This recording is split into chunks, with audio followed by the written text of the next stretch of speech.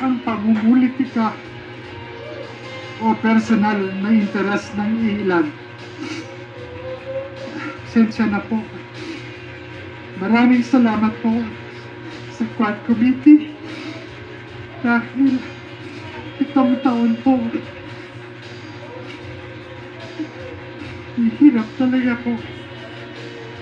Maraming salamat dahil nabigyan niyo po kami, ako, at ang iba pang mga biktima ng pagkakataon na linisin ang aming mga pangalan at na mga minamahal ko